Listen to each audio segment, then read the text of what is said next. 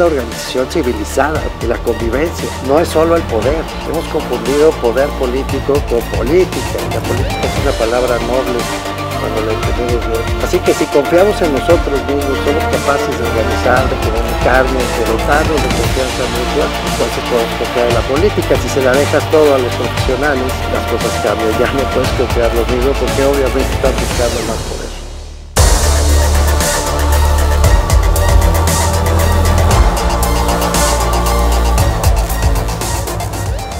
Bienvenidas, bienvenidos. Bueno, hoy vamos a conversar con alguien que yo admiro muchísimo y a cuya carrera me he acercado todo lo más posible. Estamos con el presidente de la Academia Mexicana de la Historia, con alguien que además fue presidente del Colegio de México durante 10 años, miembro del Colegio Nacional, miembro de la Academia Mexicana de la Lengua desde el 2013. ¿Qué más le falta a Javier García Diego?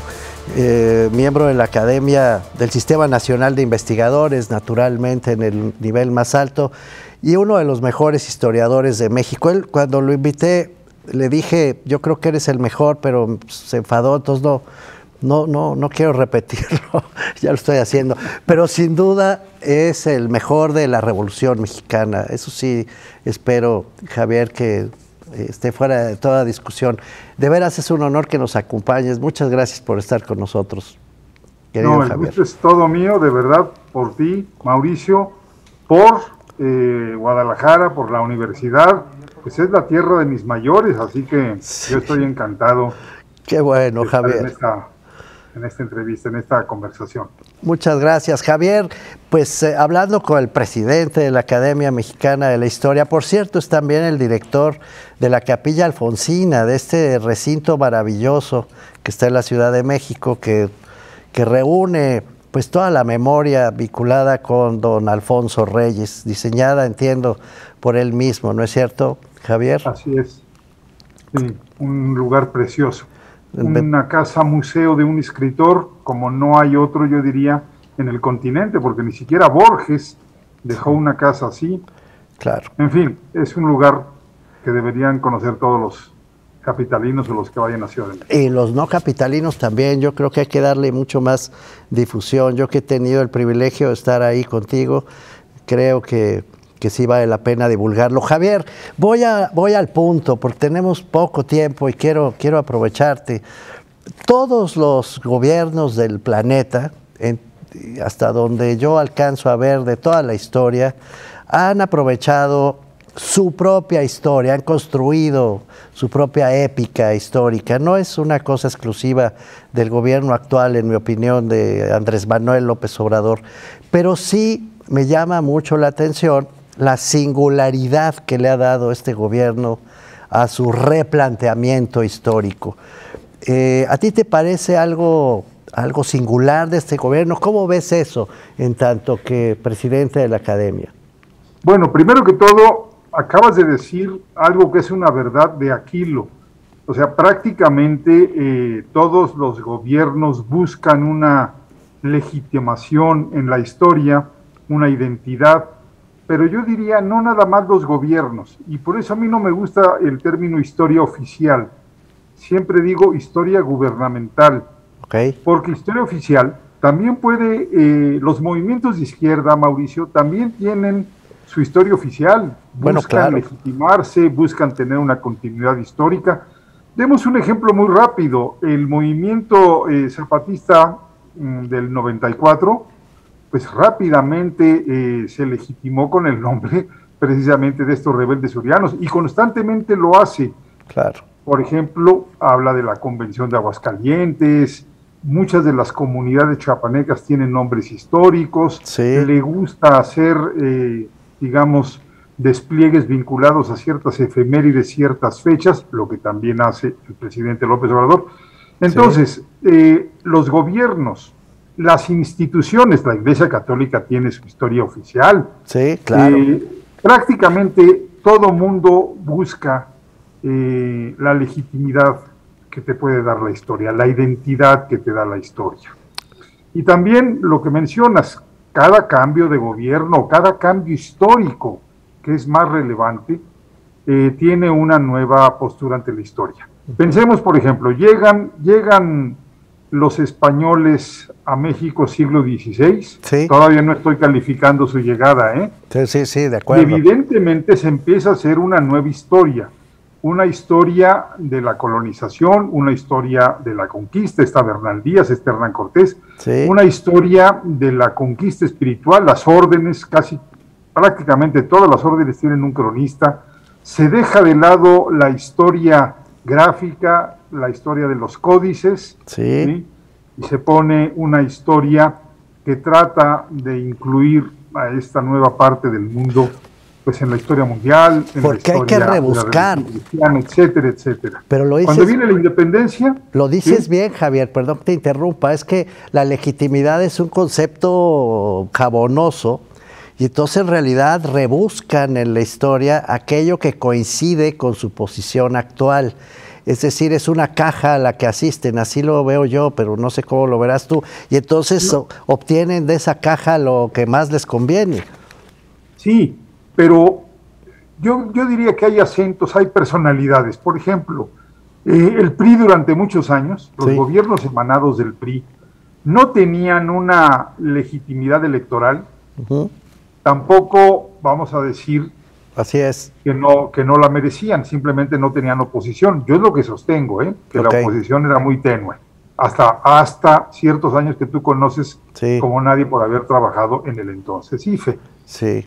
El PAN, por ejemplo, los gobiernos de Fox y de Calderón tuvieron también un intento por replantearse algunos aspectos de la historia. Por ejemplo, Fox, pues trató de rescatar a los cristeros abiertamente. Sí. Hubo creación de museos en la zona cristera y demás. El presidente Calderón se concentró más como buen michoacano en Morelos y sobre todo quiso darle mucha fuerza, también es un michoacano, Claro. o por lo menos de familia michoacana más bien, la consumación de la independencia. De acuerdo. Eh, Buscan, el Javier, PRI, buscan sí. lo que, pues sí, lo que coincide con sus intereses y con su lectura. Claro. ¿Por qué no vamos un poquito más a fondo después de un pequeño corte, Javier, para no dejar este cabo suelto antes de tener que hacer un corte? Dame permiso de hacer aquí un pequeño corte y volvemos sobre Adelante. esta misma idea. No se vayan, son unos minutitos y regresamos nada menos que con el doctor Javier García Diego.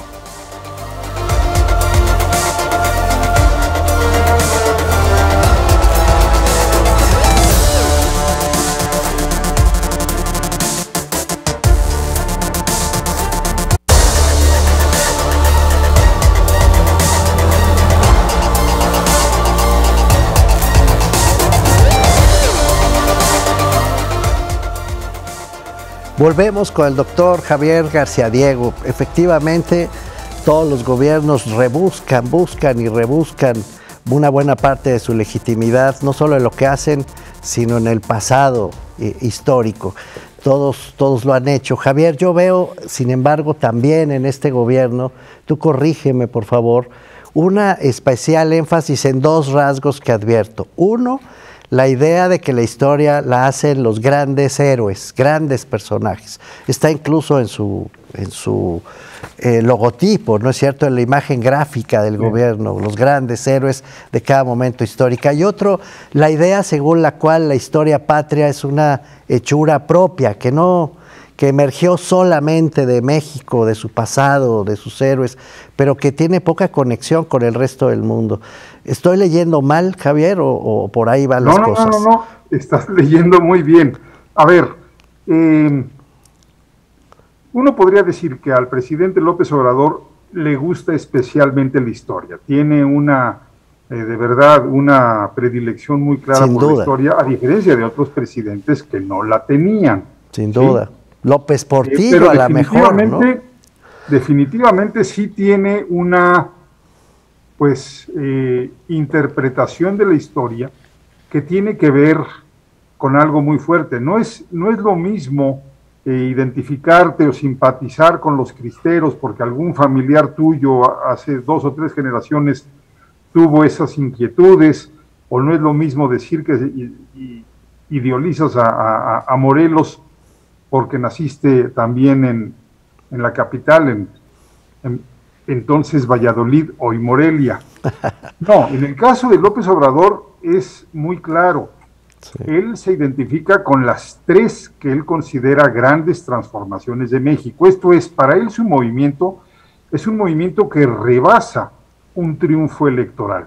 Sí. Para él fue de tal magnitud ese triunfo que realmente lo eleva a una situación no solamente histórica, sino a una de las situaciones privilegiadas de la historia de México. Pues nada menos que la cuarta de toda la historia. Claro, sí, claro, sí. Porque él piensa, primero, que tuvo, digamos, dificultades para acceder al poder. Las elecciones de 2006 fraudulentas y las elecciones de 2012 inequitativas. Sí. Él siente que además parte de su movimiento, o su movimiento en su conjunto, es un movimiento que viene de abajo, de gente que no había sido favorecida por la vida, de gente que era en buena medida, muchos de ellos, no todos obviamente, los identificamos perfectamente, ajenos al sistema político. Entonces es una cuarta transformación.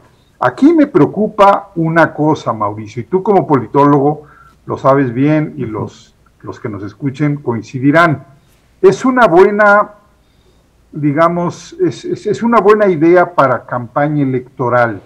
Prometes un gran cambio, pero para ejercicio gubernamental puede ser riesgoso porque te van a cobrar, te van a exigir rendimientos, te van a exigir resultados. Bueno, es que compararse con Juárez, con Lázaro Cárdenas, con Morelos, con Hidalgo, está fuerte, una gran transformación, y tienes que entregar resultados sobre eso. Como si además la historia se dejara manipular como el barro, Javier, y yo sospecho que es bastante más difícil, más que barro es mármol. Complicado. Claro. Es muy complicado. Ahora, dijiste bien, son visiones particulares de la historia. Yo diría es una visión muy épica de la historia.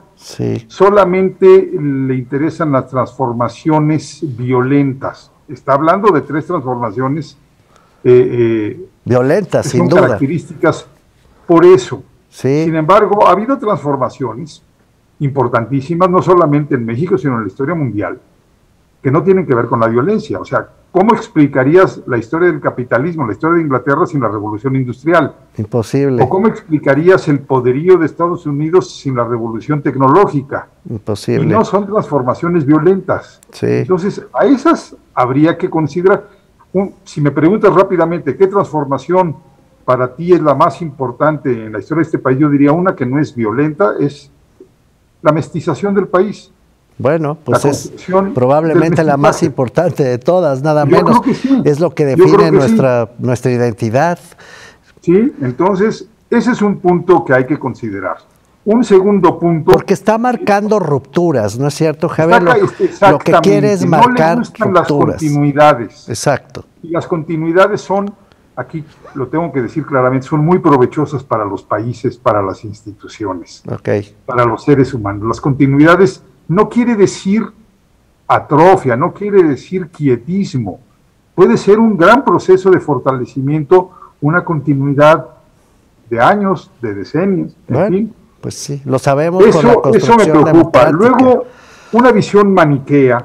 En la historia hay buenos y hay malos, hay héroes y villanos. Y la verdad es que la historia de este país la hemos construido todos, incluyendo a esos que llaman villanos. Pues sí. Iturbide, para comenzar. Bueno, a ver, podemos decir lo que sea de Iturbide, que era un hombre de recursos económicos, que era un hacendado que le gustó la milicia y se hizo militar profesional, que fue corrupto, que cometió abusos durante su campaña como militar realista. Todo eso es cierto, pero tenemos que aceptar que la idea de la unificación, Acatempan, Iguala, son propuestas de unificación de un enorme talento. Ahora, esto no quiere decir que hubo un Iturbide malo y luego un Iturbide bueno, porque meses después, a mí la idea del imperio mexicano, del imperio de Iturbide, me parece fallida. O sea, yo aplaudo a Catempan, aplaudo Plan de Iguala, obviamente tratados de Córdoba, pero la idea de un imperio no me parece atinada del todo. Y bueno, la vida se lo cobró, la historia se lo cobró, fue fusilado por ese intento. Pero así son prácticamente todos los personajes. Entonces, ese es un problema serio que veo. Y lo otro es aislar la historia de México. Eso es muy interesante, Javier. Perdona que te interrumpa con eso, porque me parece especialmente emblemático que haya esta idea de la historia mexicana que surge de sí misma, de su propia hechura, omitiendo al mundo, que en realidad influyó, lo decíamos fuera de cámaras, pues sin Napoleón Bonaparte es difícil explicar el origen de los movimientos de independencia, sin la secesión, sin la guerra de secesión de los Estados Unidos es difícil explicar la reforma, sin la Primera Guerra Mundial, la revolución. ¿Por qué no hablamos de eso al volver de este corte que debo hacer? Y hacemos después también una mención a don Jesús Reyes Heroles, que tienes razón. Volvemos enseguida con Javier García Diego. No se vayan.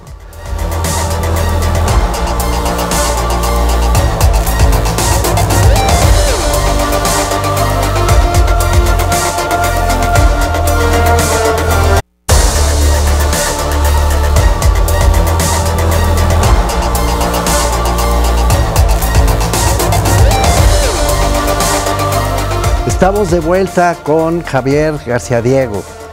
Decíamos, Javier, antes de irnos, y ya nomás nos quedan 7 minutos, qué triste, que pues sí, parece que el presidente tiene una idea de que la historia se construye pues, de manera aislada al resto del mundo. No solamente eso, Mauricio, tiene la idea de que se construye a contrapelo del mundo, que somos víctimas de un planeta hostil, ¿no? Entonces, primero, la conquista. A ver, nadie puede negar que hubo actos de violencia desmedida, que hubo destrucción de seres humanos, destrucción de templos, destrucción de documentos históricos, todo. Fue una conquista. Sin embargo, las transformaciones también se transforman. Entonces, los que fueron conquistadores un día, meses después, pocos años después, son colonos o son novohispanos, simplemente construyendo un nuevo país. Entonces a mí me gustaría que viéramos la conquista, sí, su parte militar no se puede negar, pero después, como ese fenómeno histórico que dio lugar a una construcción, y esa construcción se llama el nuevo país, que es Nueva España, que es México finalmente, una nueva civilización, una nueva raza, una nueva cultura, que deslumbró al mundo. Potentísima. Lo mismo podemos pensar para la independencia. Tú decías, no se puede abstraer, no se puede, digamos, entender la independencia sin la Revolución Francesa, sin Napoleón, sin el ejemplo de la Revolución Norteamericana, de la independencia norteamericana, que fue muy fuerte. De acuerdo. Y te diría más, ¿qué sería de la independencia sin el impulso gaditano, sin las Cortes de Cádiz? Todos los que estuvieron a favor de ese proceso influyen de una u otra manera en la independencia. Bueno, y acabó siendo la una parte. Una parte, claro. Acabó siendo parte de las constituciones de la nueva Federación Mexicana, literal, copiada. Absolutamente. Y quienes hicieron el ejército realista y se convirtieron en el, digamos, 2021, sobre todo 21, en el ejército trigarante, pues son los que van a dirigir el país hasta 1850 y tantos. Durante 30 años hubo un mando trigarante, que era un mando de exrealistas. Pero lo que yo quisiera destacar, Mauricio, es que los insurgentes de 1810-11 se convierten en mexicanos en 1821. Dejan de destruir, dejan de guerrear y se dedican a construir. ¿Y qué sería, digamos, de la reforma? Uno puede decir la intervención francesa, pero pocas veces decimos y el apoyo norteamericano.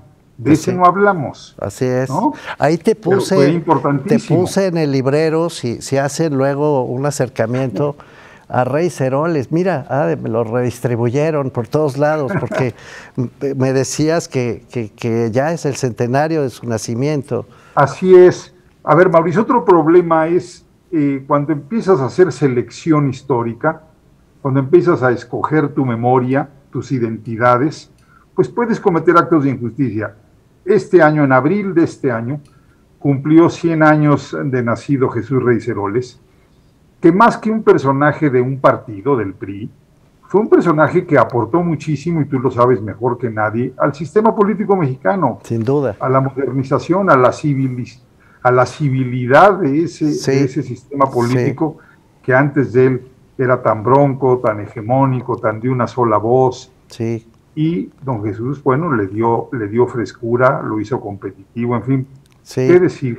Sí, pues es la reforma política. Hasta don Daniel Cosío Villegas, lo tengo presente, en el sistema político mexicano le daba en fin, el beneficio de la duda, pero con un halago incluido. Salvo tu mejor opinión, yo creo que la primera reforma, digamos, todavía es una reforma concedida desde el Estado, pero ya deja participar otras voces, no es una simple concesión. Yo creo que el inicio de esta llamada transición a la democracia está en Reyes Heroles, pero no fue nada más la reforma política, fue un gran historiador que buscó las continuidades entre, primero al interior de la reforma, sus varianzas del liberalismo mexicano, y además una cosa muy curiosa, el liberalismo mexicano. Y uno diría, ¿en qué sentido es mexicano? Aquí me disparo un poco de don Jesús, o sea, pero él estaría de acuerdo en lo que voy a decir rápidamente, porque sé que tenemos el tiempo muy cortado. Los liberalismos clásicos, Mauricio, se hacen básicamente en Europa para contener, para acotar poderes absolutos, monarquías absolutas y demás. Así es. En México no había de eso. En México no había una monarquía poderosísima a mediados del siglo XIX, es más, no había Estado. Así es. Entonces nuestro liberalismo es un liberalismo que no acota, sino que construye un Estado, es un liberalismo estatista. Y eso es precisamente Reyes Heroles. Juárez, dices tú, liberal, bueno, sí, y estatista también. Ahora, ¿qué institución había asumido las funciones que debía tener el Estado que no existía? La Iglesia. Pues educación, fomento a la riqueza, estadística, cultura, supervisión de las relaciones sociales entre los ciudadanos, matrimonios, todo eso lo llevaba la Iglesia. Y por eso nuestro liberalismo es un liberalismo estatista, constructor, y jacobino, porque a quien realmente desplaza es a la Iglesia, no a un Estado poderosísimo que no existía.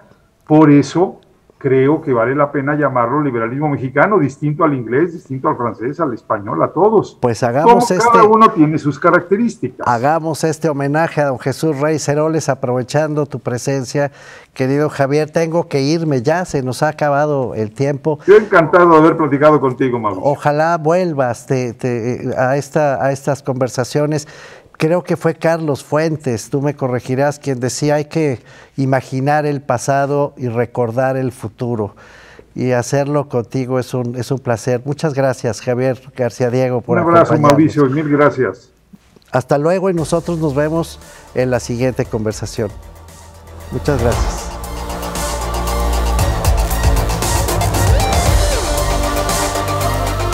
Que es la organización civilizada de la convivencia, no es solo el poder. Hemos confundido poder político con política, y la política es una palabra noble cuando la entendemos bien. Así que si confiamos en nosotros mismos, somos capaces de organizar, de comunicarnos, de dotarnos de confianza mutua, entonces podemos confiar en la política. Si se la dejas todo a los profesionales, las cosas cambian. Ya no puedes confiar lo mismo, porque obviamente están buscando más poder.